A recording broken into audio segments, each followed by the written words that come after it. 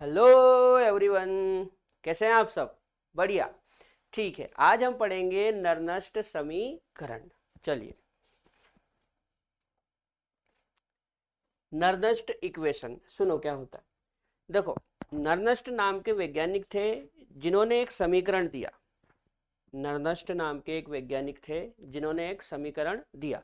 उस समीकरण की सहायता से हम किसी भी सांद्रता पर सेल का ईएमएफ ज्ञात कर सकते हैं। किसी भी सांद्रता पर सेल का ईएमएफ ज्ञात कर सकते हैं। ठीक है, उस समीकरण को ही हम नरनष्ट समीकरण या नरनष्ट इक्वेशन कहते हैं। क्लियर? पढ़ लेते हैं एक बार। नरनष्ट ने एक समीकरण दिया जिसकी सहायता से हम किसी भी सांद्रता पर, कोई भी सांद्रता हो सकती है ना, किसी भी सांद्रता पर सेल का ईएमएफ ज्ञात कर सकते हैं। ठीक है। अच्छा, आपको याद होगा कुछ दिन पहले मैंने बताया था कि जो ईएमएफ होता है ना,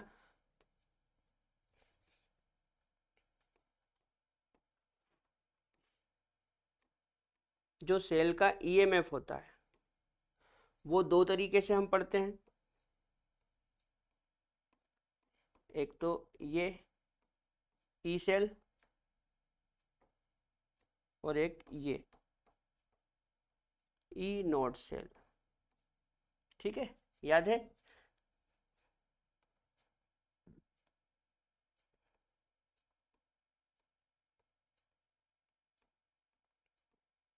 जो सेल का ईएमएफ होता है उसको हम दो तरीके से पढ़ते हैं, ई सेल और ई नोड सेल। ठीक है। अच्छा, ये कब निकालते हैं हम? किसी भी सांद्रता पर, किसी भी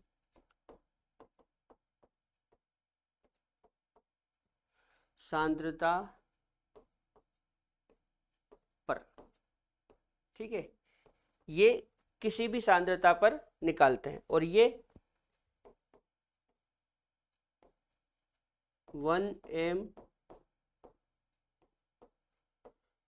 सांद्रता पर, 1 m सांद्रता पर। ठीक है ना?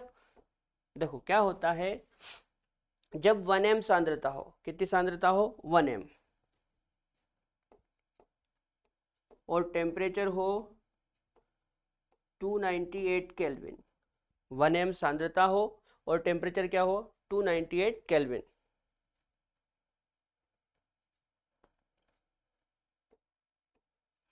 1 m सांद्रता and T equal to 298 kelvin पर। जब सांद्रता 1 m हो और टेम्परेचर 298 केल्विन हो तो जो सेल का ईएमएफ होता है उसको हम बोलते हैं स्टैंडर्ड ईएमएफ। क्या बोलते हैं? Standard EMF of cell. लेकिन 1 m के अलावा कोई भी सांद्रता हो तो किसी भी सांद्रता पर, किसी भी सांद्रता पर, साथ में लिख देते हैं, किसी भी सांद्रता पर तथा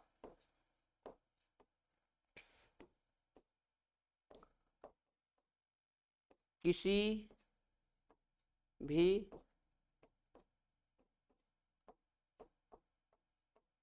तापमान पर, किसी भी सांद्रता पर तथा किसी भी तापमान पर, तो वो सेल का नॉर्मल ईएमएफ होता है। ठीक है। अब जो ई नोड सेल है वो कैसे निकालते हैं वो तो मैं आपको पढ़ा चुका हूं। जो ई सेल है वो नरनष्ट समीकरण की सहायता से निकाला जाता है। ये जो ई सेल है ये किसकी सहायता से निकाला जाता है? नरनष्ट समीकरण की सहायता से निकाला जाता है और यही हमको पढ़ना है। ठीक, चलो तो देखो, एक तो हो गया ई सेल, है ना, ई सेल। इसको आप ऐसे भी लिख सकते हैं, ई कैथोड माइनस ई एनोड, है ना। यहाँ पे दोनों के एसआरपी लेते हैं। क्या लेते हैं? दोनों के एसआरपी। ठीक है ना। अच्छा,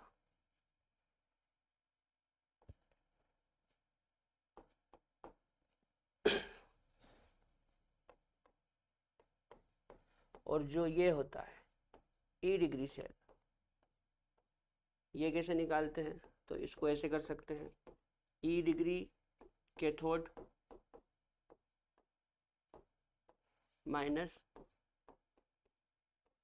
ई डिग्री एनोड, ठीक है ना। यहाँ पर भी दोनों के एसआरपी होते हैं स्टैंडर्ड, यहाँ सॉरी ये नॉर्मल कंडीशन है, तो यहाँ पे नॉर्मल रिडक्शन पोटेंशियल होगा, है ना, और यहाँ पे भी नॉर्मल रिडक्शन पोटेंशियल होगा, लेकिन ये स्टैंडर्ड होता है, स्टैंडर्ड रिडक्शन पोटेंशियल, और यहाँ पर भी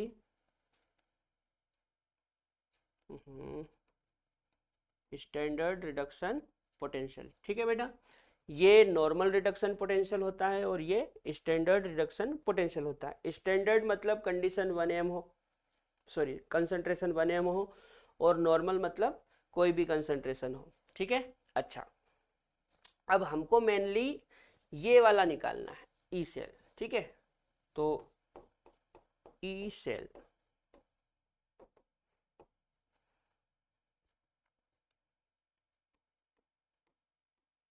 सेल का ई सेल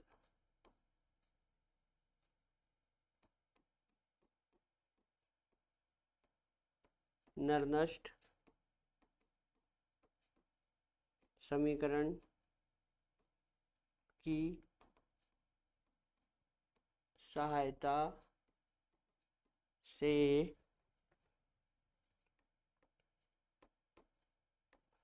ज्ञात किया जाता है, जैसे, ठीक है। अब इसको कैसे ज्ञात करते हैं वो अपन समझते हैं, पहले इसको थोड़ा छोटा कर ले।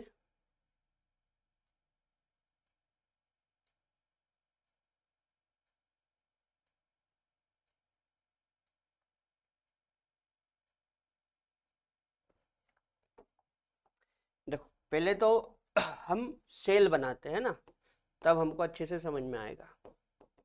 जैसे मान लो हमने डेनियल सेल बना लिया, तो आपको पता है डेनियल सेल की रिएक्शन क्या होती है। जो डेनियल सेल है इसी को इलेक्ट्रोकेमिकल सेल या गैल्वानिक सेल या वोल्टिक सेल बोलते हैं। डेनियल सेल में रिएक्शन इस तरह से होती है, जिंक प्लस कॉपर 2 पॉजिटिव से जिंक 2 पॉजिटिव प्लस कॉपर, है ना। यहाँ पे क्या होता है, यहाँ पे जो जिंक है इसका ऑक्सीडेशन होता है, जिंक का क्या होता है, ऑक्सीडेशन।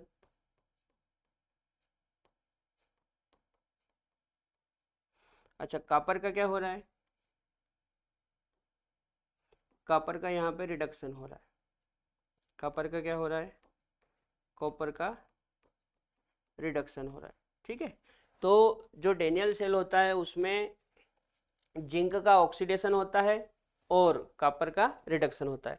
अच्छा, ऑक्सीडेशन कहाँ होता है, तो ऑक्सीडेशन एनोड पर होता है, ऑक्सीडेशन कहाँ होता है, एनोड पर।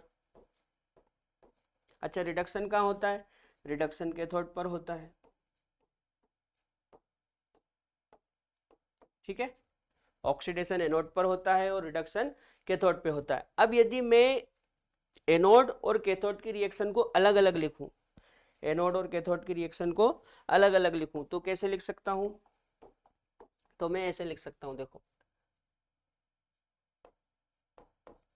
8 एनोड, बताओ एनोड पे क्या होता है, ऑक्सीडेशन किसका, जिंक का।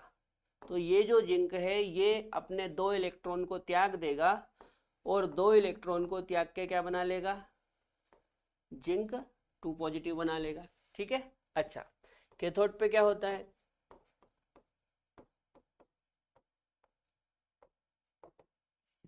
कैथोड पे कॉपर 2 पॉजिटिव 2 इलेक्ट्रॉनों को लेगा और 2 इलेक्ट्रॉनों को लेके कॉपर बना लेगा, ठीक है। अच्छा, अब एक बात समझो आप, ये क्या हो गया, ये हो गया एनोड का product,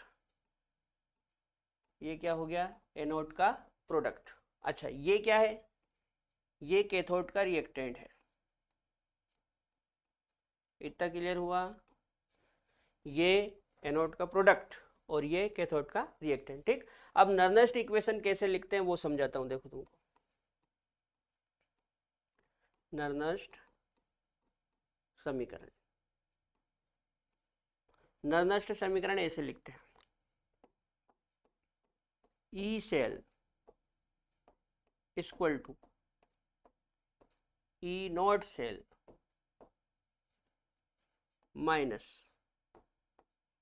are T upon N F L N. ठीक है, और यहां पे लिखेंगे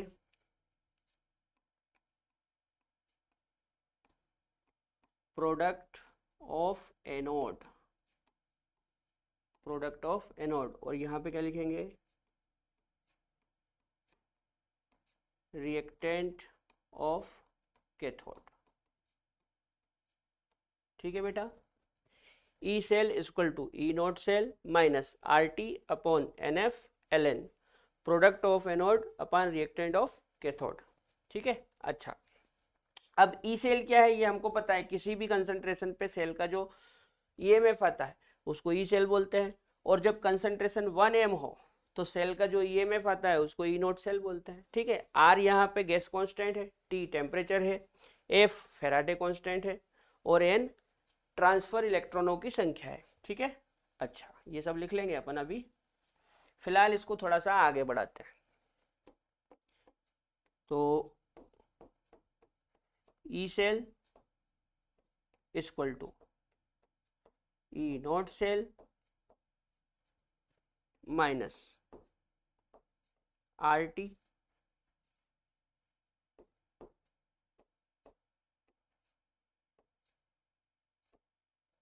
देखो सही नहीं बन रहा है, इस पे क्या पेन फिसल जाता है, आर टी एन एफ। अच्छा ये एल एन। अब देखो प्रोडक्ट ऑफ एनोड, तो एनोड का प्रोडक्ट कौन है, जिंक 2 पॉजिटिव, तो यहाँ पे हम लिख लेंगे जिंक 2 पॉजिटिव।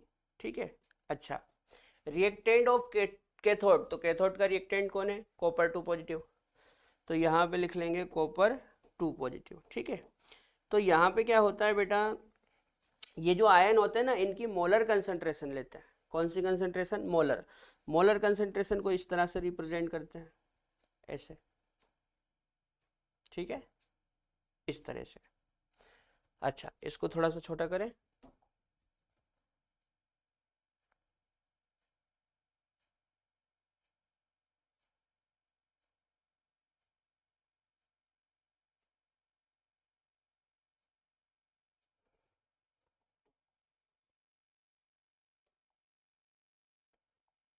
अच्छा अच्छा आपको एक बात याद है, हम ऐसा भी तो लिखते हैं, L N equal to 2.303 log, L N equal to क्या लिखते हैं, 2.303 log, ऐसा लिखते हैं। तो यदि यहाँ पे मैं एल एन की जगह ये वाली वैल्यू रख दूँ तो नया फॉर्मूला क्या हो जाएगा,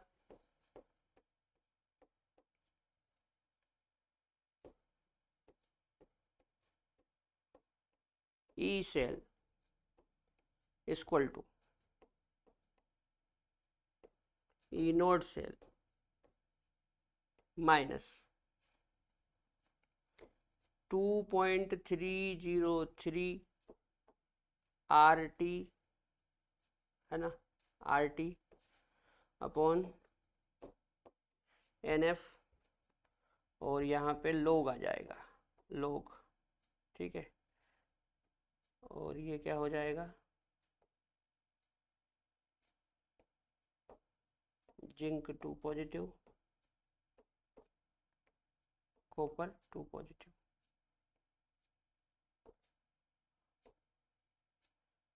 ठीक है, अच्छा यहाँ पे एक बात और आप ध्यान रखना, इनके जो मोल होते हैं ना, मोल, मोल को पावर लगाते हैं, मोल को क्या लगाते हैं, पावर। जैसे यहाँ पे तो एक एक मोल है तो नॉर्मल अपन लिख सकते हैं, बाकी एक के अलावा 2 मोल हो, 3 मोल हो तो फिर मोल को पावर लगाते हैं, मोल को क्या करते हैं, पावर लगाते हैं। तो यहाँ पे भी आप मोल लिख सकते हैं, है ना, मोल को क्या करते हैं, पावर लगाते हैं। ठीक है। अच्छा, अब काम की बात सुनो। जब हम आर की वैल्यू रखते हैं 8.314, आर की वैल्यू क्या, 8.314, टेम्परेचर 298 केल्विन और एफ का मान 96,500, तो ये पूरा ये पूरा ये पूरा ये पूरा सोल्व करने पे एक नया फॉर्मूला बनता है, E cell equal to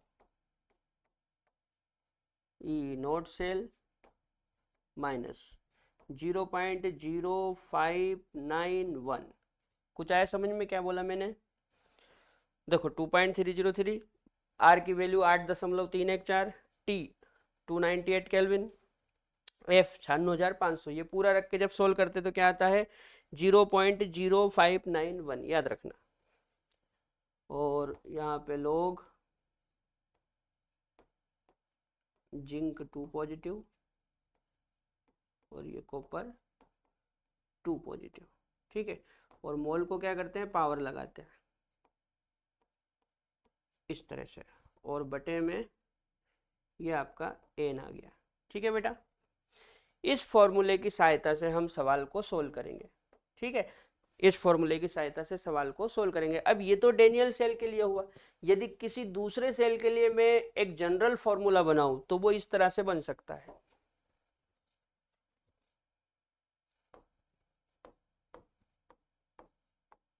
general formula. General formula आप इस तरह से बना सकते हैं,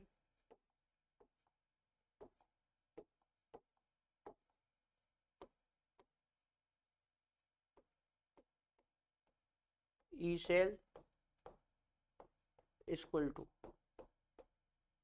ई naught cell minus 0.0591 upon N, और यहाँ पे लॉग, और यहाँ पे आप लिख सकते हैं प्रोडक्ट, और यहाँ पे लिख सकते हैं रिएक्टेंट, तो प्रोडक्ट अपॉन रिएक्टेंट। और यदि इनके मोल है तो मोल को पावर लगा देना है, ठीक है। मोल को क्या लगा देना है, पावर लगा देना है, ठीक है बेटा। तो E cell equal to E naught cell minus 0.0591 upon N log product upon reactant, है ना, और इनके जो भी मोल होंगे उसको पावर लगा देंगे। तो ये हमारे लिए एक जनरल फॉर्मूला बन गया। इस फॉर्मूले की सहायता से आपको सवाल सोल्व करना है, ठीक है। यहाँ पे एन क्या है, यहाँ पे एन है number of transfer electron,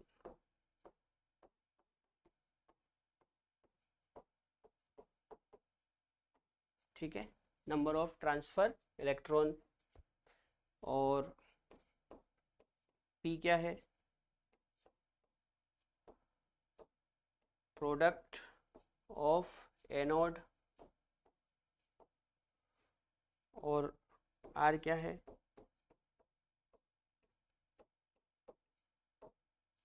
reactant of cathode, ठीक है। एक बार नोट करो ये,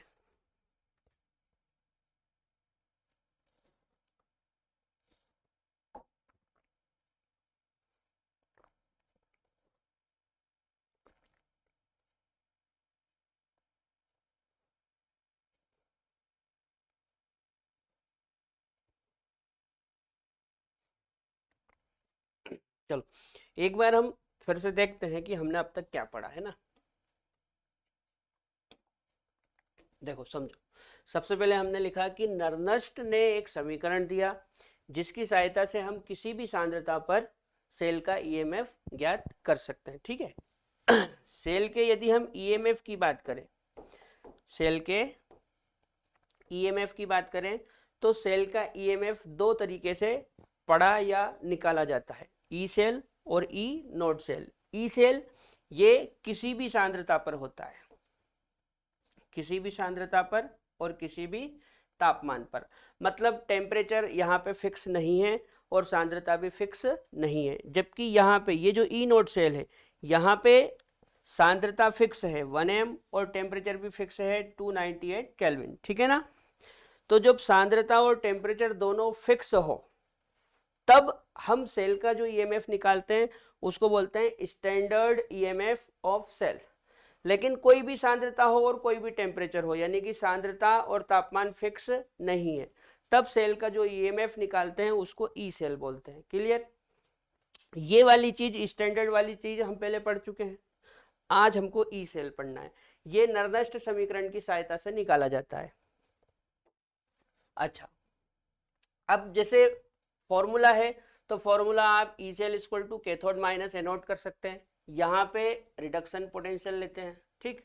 अच्छा, स्टैंडर्ड वाला निकालना है तो वही कैथोड माइनस एनोड करेंगे, लेकिन यहाँ पे स्टैंडर्ड रिडक्शन पोटेंशियल लेंगे, ठीक है। जब नॉर्मल ईएमएफ निकालते हैं किसी भी सांद्रता पर, किसी भी सांद्रता पर जब ईएमएफ निकालते हैं तो नॉर्मल रिडक्शन पोटेंशियल, और जब स्टैंडर्ड कंडीशन होती है तो स्टैंडर्ड रिडक्शन पोटेंशियल लेते हैं, ठीक है।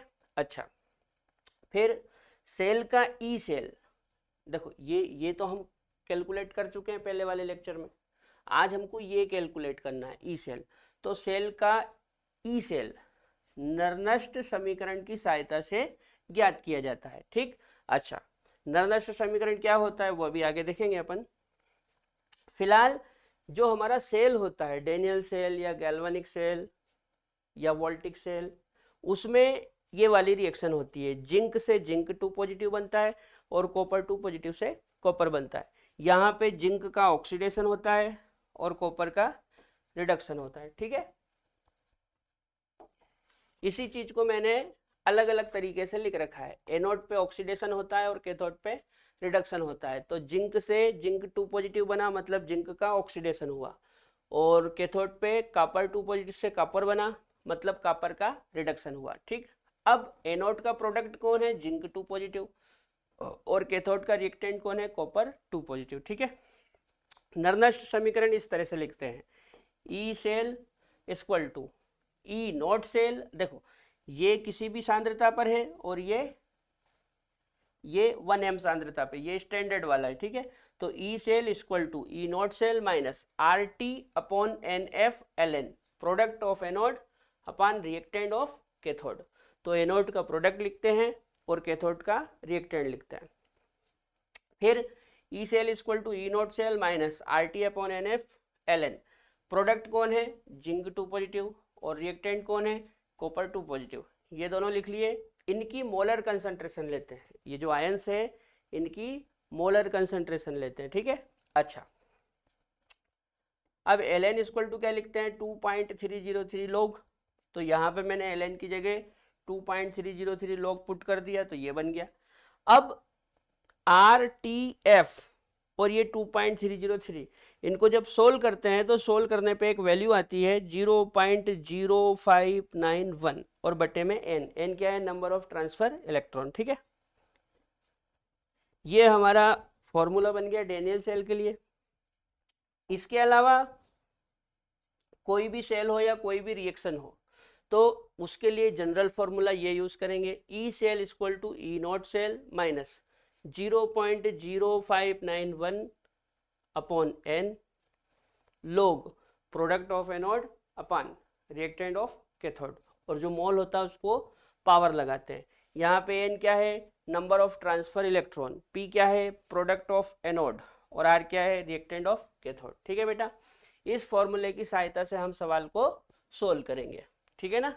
ये रट लेना, E cell equal to E naught cell minus 0.0591 upon N log product of anode upon reactant of cathode. चलो करें सवाल सोल्व। देखो यहाँ पे एग्जांपल दिया हुआ है जिसमें, अच्छा तुमको बताओ, ये जो रिएक्शन है ना, ये डेनियल सेल वाली रिएक्शन है। इसके लिए हमें कंसंट्रेशन दे रखी है आयनों की, और साथ में देखो ई नोट सेल दे रखा है 1.1 वोल्ट, और पूछ क्या रहा है? ई सेल, ठीक। चलो तो फॉर्मूला बताओ क्या होता है।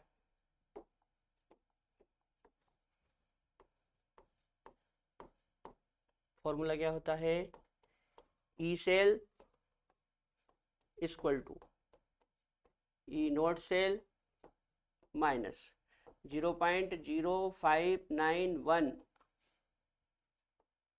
Upon N log product upon reactant.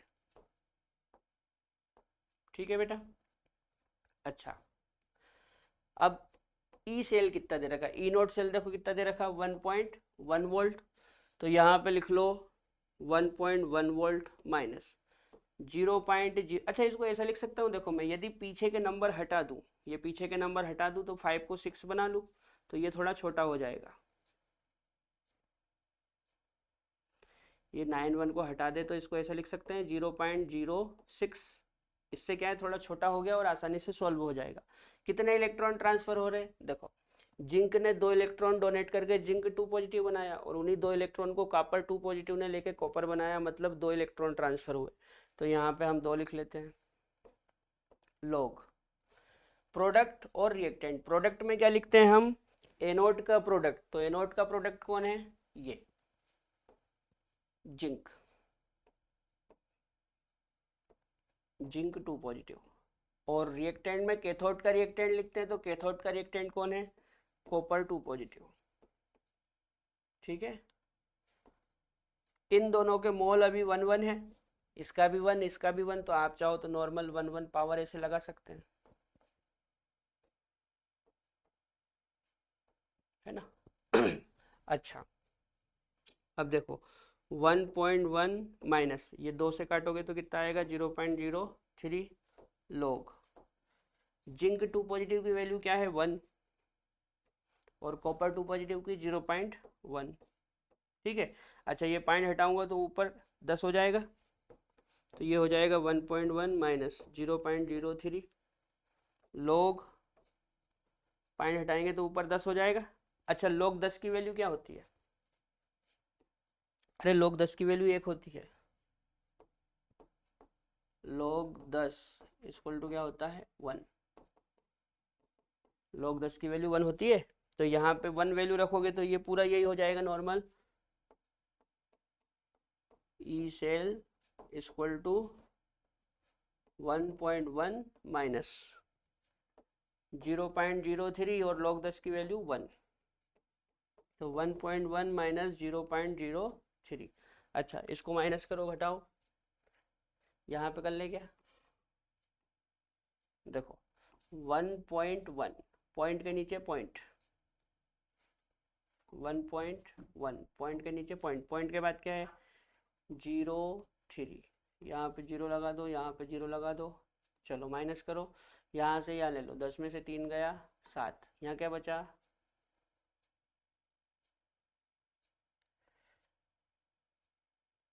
एक को यहाँ ले लिया तो 10, 10 में से 3 गए 7, अब यहाँ 0, यहाँ से यहाँ ले लो, ये क्या हो रहा है,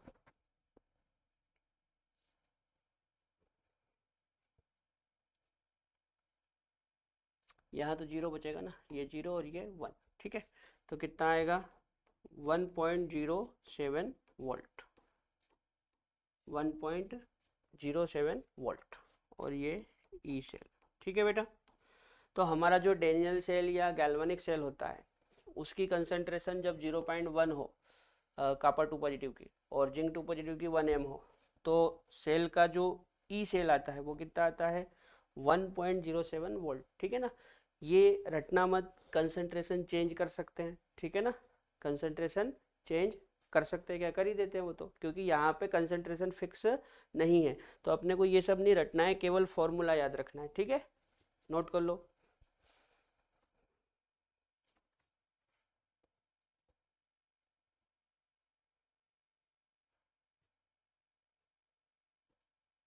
चलो आगे बढ़ जाएं, अगला सवाल देखो, यहाँ पे Mg से Mg2 पॉजिटिव बन रहा है और Ag पॉजिटिव से Ag बन रहा है। ठीक है, ई नोट सेल दे रखा है और ई सेल हमसे पूछ रहा है, चलो सॉल्व करते हैं, बताओ फॉर्मूला बताओ, E cell equal to E naught cell minus 0.0591 upon N, ठीक है, लॉग प्रोडक्ट अपॉन रिएक्टेंट, है ना। और यहाँ पे मोल को पावर लगाते हैं, ठीक है।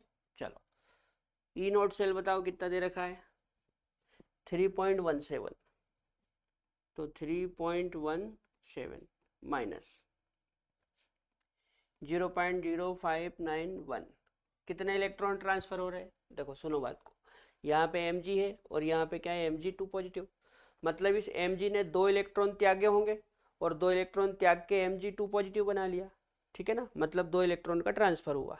तो यहाँ पे 2 लिख दो, उन्हीं 2 इलेक्ट्रॉन को 2 Ag पॉजिटिव ने लेके 2 Ag बना लिया, ठीक। अच्छा अब देखो ऑक्सीडेशन किसका हो रहा है, तो ऑक्सीडेशन हो रहा है Mg का, किसका, Mg का। तो ऑक्सीडेशन कहाँ होता है, एनोड पे, ये वाली चीज कहाँ होती है, एनोड पे, है ना। देखो Mg से Mg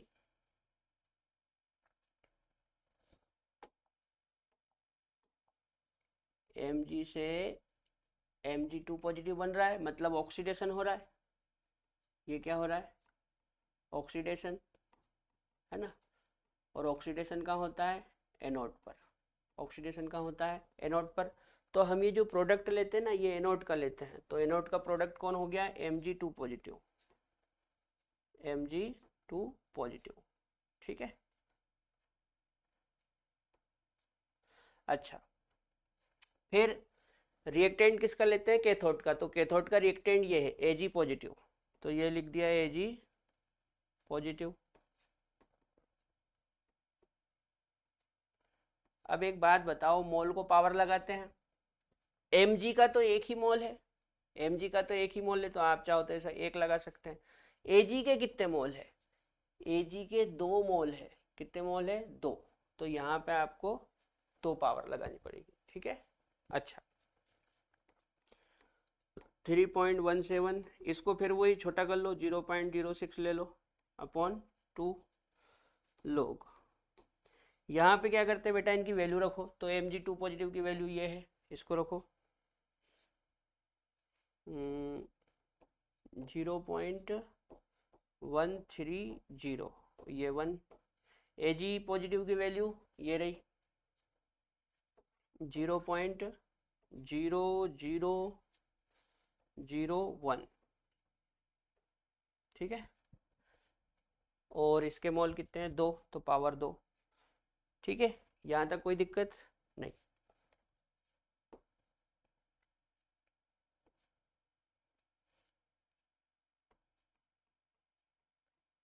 E cell equal to कितना है, ये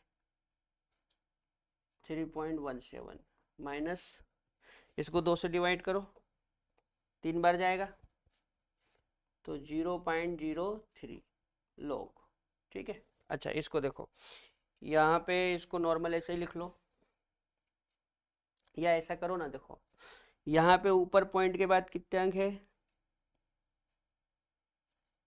या एक बात बताऊँ, देखो ऐसा करो, यहाँ से पॉइंट हटाएंगे तो 1 2 3 3 जीरो लगेगी, मतलब आप इसको ऐसा लिख सकते हैं 130 इंटू 10 की पावर -3।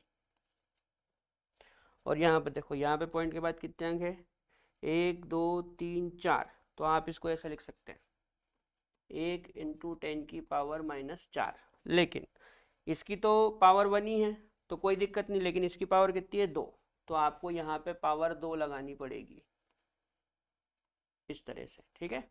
अच्छा 3.17 माइनस 0.03 लॉग, देखो ये 130 इंटू 10 की पावर -3 बटा, ये देखो 10 की पावर -4 की पावर क्या है, 2, तो इसका मल्टीप्लाई कर दो, 4 दूना 8, तो ये हो जाएगा 10 की पावर -8, ठीक है।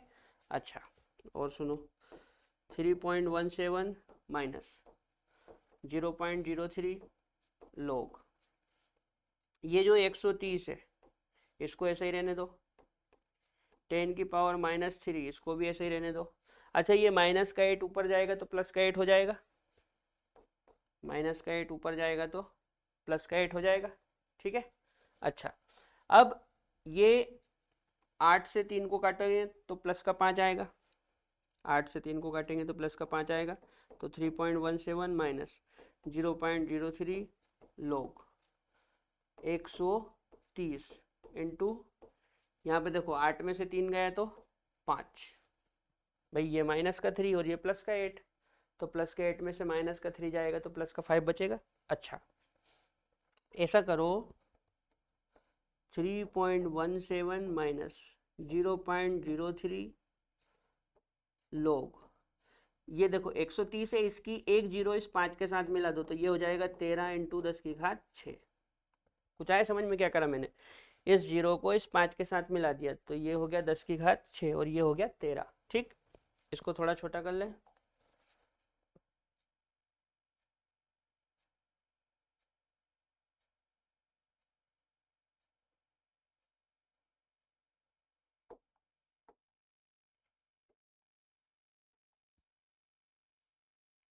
यहाँ कर लें क्या,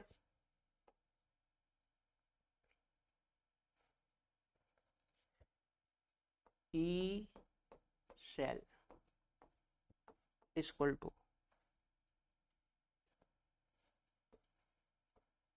E cell equal to 3.17 minus 0.03 log, यार यहाँ पे जगह कम पड़ रही है, यहाँ पे देखो तुम तो, यहाँ करते ई सेल इक्वल टू, ये कितना है 3.17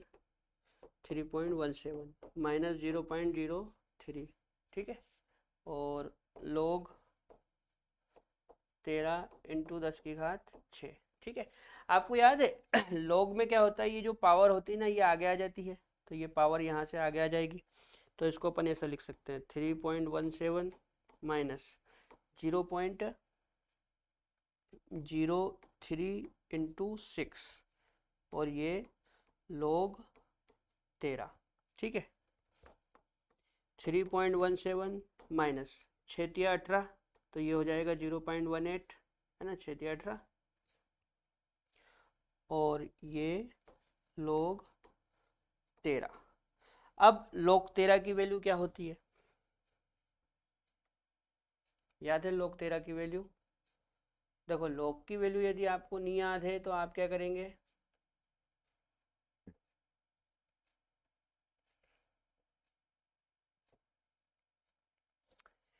आयनिक इक्विलिब्रियम वाले वीडियो देखें, ठीक है। आयोनिक इक्विलिब्रियम में मैंने सबसे पहले लेक्चर में ही log निकालना सिखाया था, वहां से आप log निकालना सीखें यदि आपको log निकालना नहीं याद है तो, ठीक है ना, यदि आपको log निकालना नहीं याद है तो आप वहां से log निकालना सीख लें, ठीक है बेटा, सीख लोगे। आयनिक वाले वीडियो देखें, वहां पे log के बारे में बताया था, ठीक है। चलो अच्छा, तो log 13 की वैल्यू क्या होती है, E cell equal to 3.17 minus 0.18 और ये log 13, बताओ log 13 की वैल्यू क्या होती है, बताओ।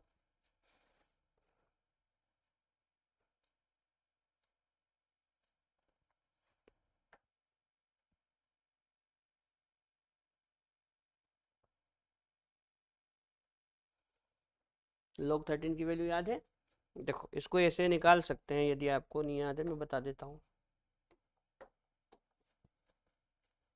ऐसे करते हैं, log 13 इसको पहले दो पार्ट में तोड़ते हैं, log 1.3 इंटू 10, ठीक, फिर ऐसा लिखते हैं log 1.3 प्लस log 10, है ना, log 1.3 प्लस log 10 की वैल्यू 1 होती है। अब ये जो 1.3 है ना, 1.3 इसमें 1 की log 1 की वैल्यू 0 प्लस, अब बच गया क्या log 0.3 और इसकी पहले ही प्लस 1 निकाल ली।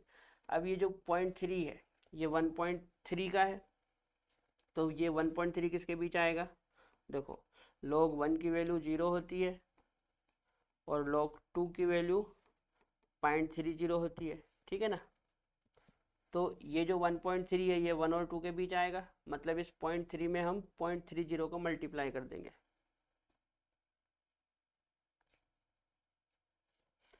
तो यहाँ पे अपन ऐसा लिख सकते हैं 0 प्लस 0.3 इंटू 0.30 प्लस 1, 0 प्लस ये हो जाएगा 3 तिया 9, 0 का 0 और ये 0, ये पॉइंट प्लस 1, फाइनली हो जाएगा 1.090, है ना।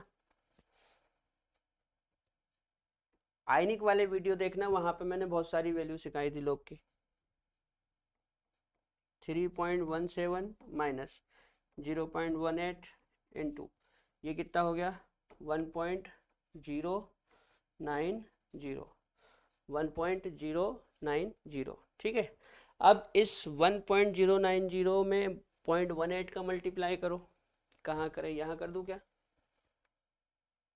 देखो क्या है ये 1.090, इसमें 0.18 का मल्टीप्लाई करना है। पहले 8 का कर लो, देखो 8 का 0 करेंगे 0, 8 9 72 की 2 हाथ का आया 7, 8 का 0 करा 0, 7 का 7, 8 एकम 8, 1 का 0 करा 0, 9 0 1 0 2, है ना, और 9 7 16 6 हाथ का आया 1, 8 और 1 9 और ये 1।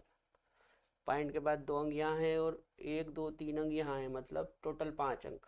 तो 1 2 3 4 5, 1 2 3 4 5, मतलब ये हो गया 0.19620। 3.17 माइनस 0.1962, 1962 और ये 0।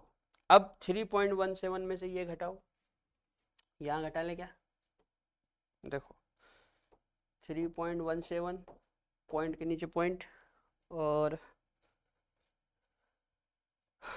19620, है ना। यहाँ पे 0 0 लगा लो, तो 0 का तो 0 ही आ जाएगा, यहाँ से यहाँ लेंगे, यहाँ से यहाँ लेंगे, 10 में से 2 गया 8, यहाँ बचा 9, 9 में से 6 गया 3, यहाँ कितना बचा, यहाँ बचा 6, यहाँ से यहाँ ले लो 16, 16 में से 9 जाएगा तो 7, है ना। यहाँ बचा 0, यहाँ से यहाँ ले लो 10, 10 में से 1 गया 9, पॉइंट का पॉइंट और ये 2, तो ये आया मेरे हिसाब से 2.9738। तो इतना लिखने की बजाय आप केवल 2.97 भी लिख दोगे तो चल जाएगा, ठीक है बेटा। 2.97 वोल्ट, ये आपका ई सेल आया, ठीक है। हमारा ई सेल कितना आया, ये 2.97 वोल्ट, 2.97 वोल्ट, ठीक है, नोट कर लो।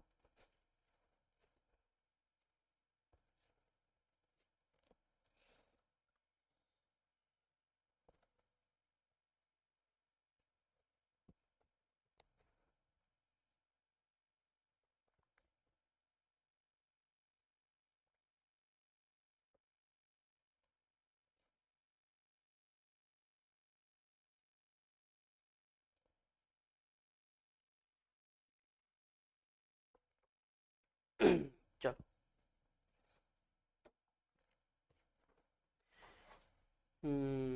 अब ये जो एग्जांपल है इसमें हमको ई नोट भी नहीं दिया है, तो सबसे पहले हम ई नोट निकालेंगे। कैसे निकालेंगे, आपको याद है ई नोट निकालने का तरीका मैंने बताया था।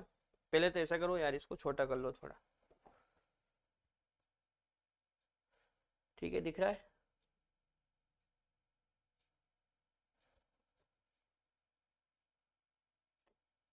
अरे रे रे,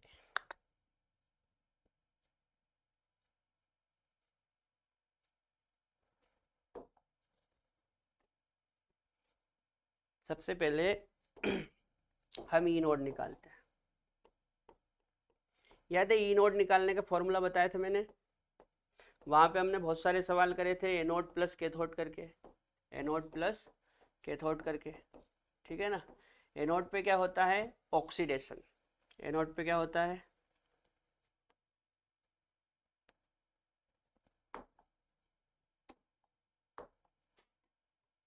एनोड पे क्या होता है, ऑक्सीडेशन, और कैथोड पे क्या होता है, रिडक्शन, ठीक है। अच्छा, आप ये देखो, सबसे पहले तो मेरे को ये देखो, ये सेल दिया हुआ है यहाँ पे सेल दिया हुआ है। इस सेल में देखो क्रोमियम से क्रोमियम 3 पॉजिटिव बन रहा है, मतलब इसका ऑक्सीडेशन हो रहा है।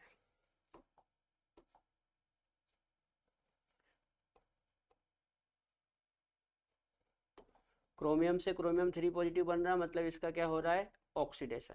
अच्छा, यहाँ पे देखो Fe2 पॉजिटिव से Fe बन रहा है, मतलब इसका क्या हो रहा है, रिडक्शन, ठीक है। और वैसे भी हमको इलेक्ट्रोकेमिकल सीरीज याद होना चाहिए।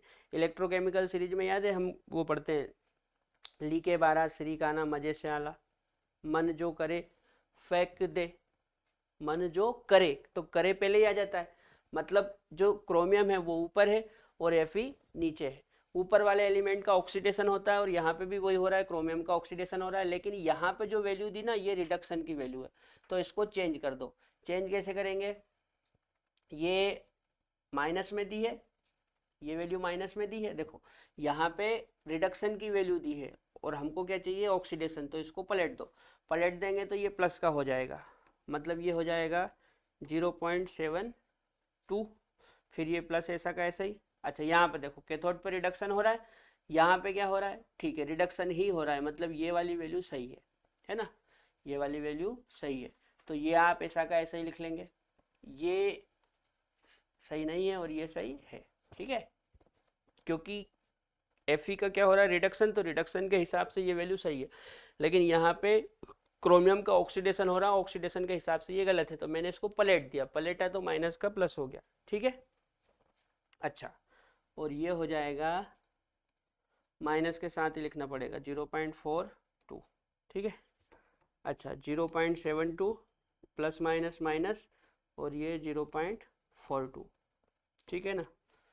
2 में से 2 गया 0, 7 में से 4 गया 3.0, ये आ गया ई नोट सेल।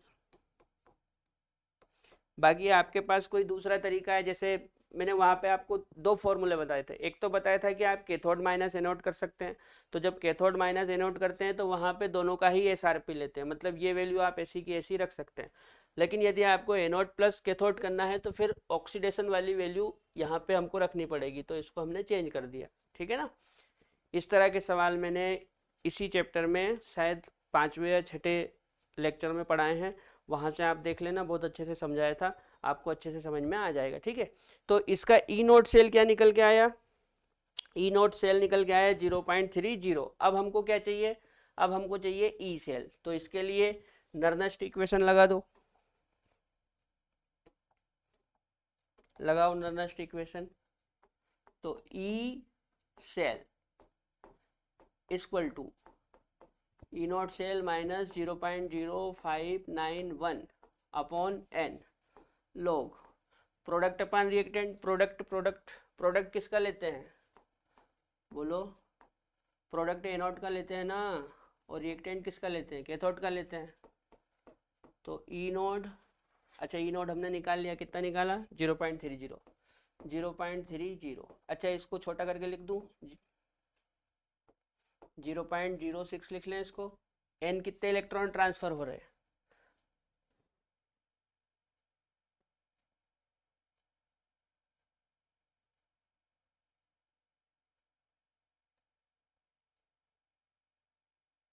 कितने इलेक्ट्रॉन ट्रांसफर हो रहे हैं, तो यहाँ पे आपको बताऊं, यहाँ पे 6 इलेक्ट्रॉन ट्रांसफर हो रहे हैं, कितने इलेक्ट्रॉन ट्रांसफर हो रहे हैं, 6।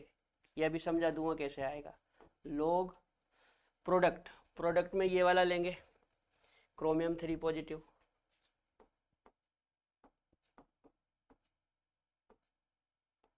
और रिएक्टेंट में ये Fe2 positive,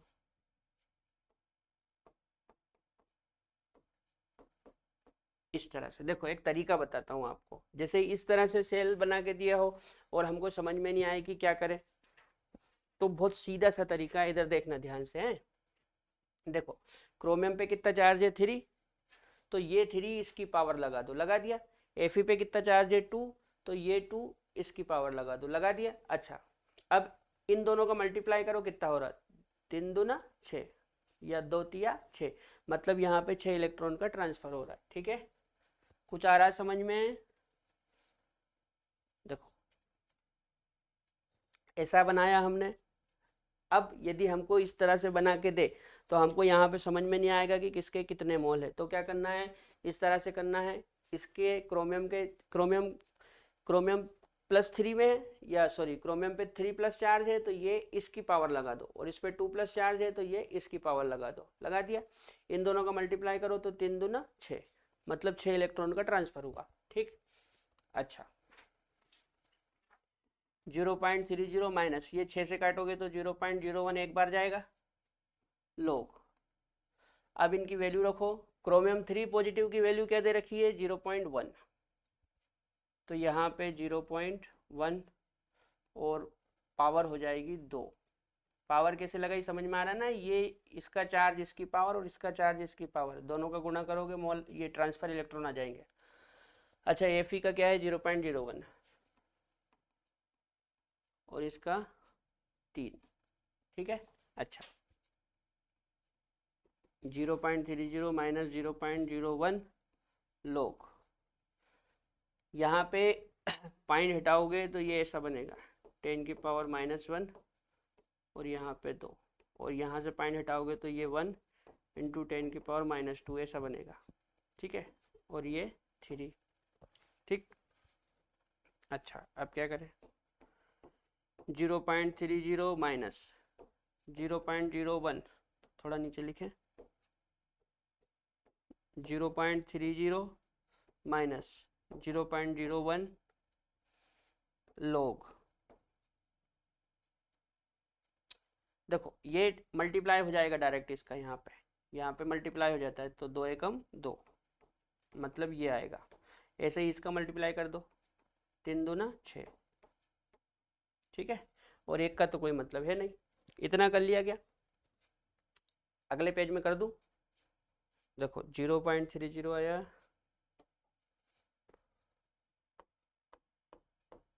E cell equal to 0.30 minus 0.01 log 0.30 और ये 0.01, ये 10 की पावर -2 और ये 10 की पावर -6, ये 10 की पावर -2 और ये 10 की पावर -6। बोलो इतना क्लियर है? अब ऐसा करो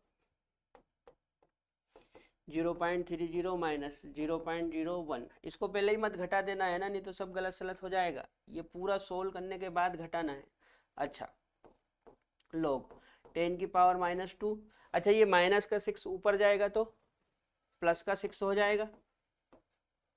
ठीक, अच्छा अब ये माइनस से प्लस कटेगा तो कितना बचेगा 4, कितना बचेगा 4।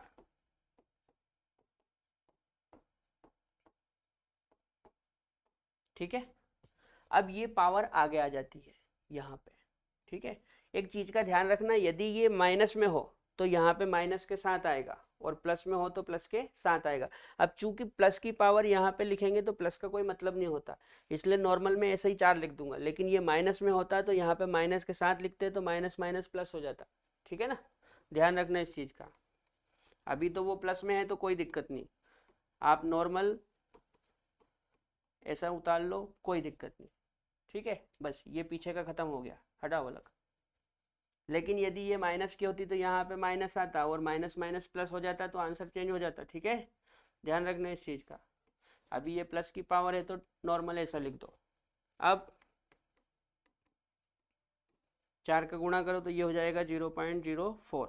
अब इसमें से इसको घटाओ, देखो ऐसे घटाते हैं 0.30, पॉइंट के नीचे पॉइंट, पॉइंट के नीचे पॉइंट, पॉइंट के बाद क्या है 0.4, ठीक है, घटाओ, यहाँ से यहाँ ले लो, 10 में से 4 गया 6, यहाँ कितना बचा 2, 2 में से 0 गया 2, पॉइंट का पॉइंट, 0 का 0, कितना आया 0.26 वोल्ट। ये क्या आ गया, ई सेल। ठीक है बेटा, ये हमारा आंसर।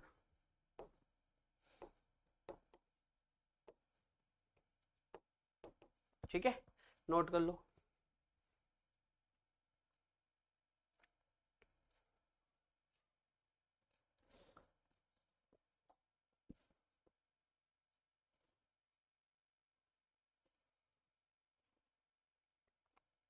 तो इस तरह के सवालों में थोड़ा सा कैलकुलेशन लंबा जाएगा, लेकिन आप कंसेप्ट के साथ करेंगे तो बराबर आंसर आएगा। ठीक है बेटा, आज के लेक्चर में मैंने आपको बताया कि नर्नस्ट इक्वेशन क्या होता है और नर्नस्ट इक्वेशन को लिखते कैसे हैं। ठीक, अब कल के लेक्चर में इस नर्नस्ट इक्वेशन से इक्विलिब्रियम कांस्टेंट कैसे निकालते हैं वो बताऊंगा।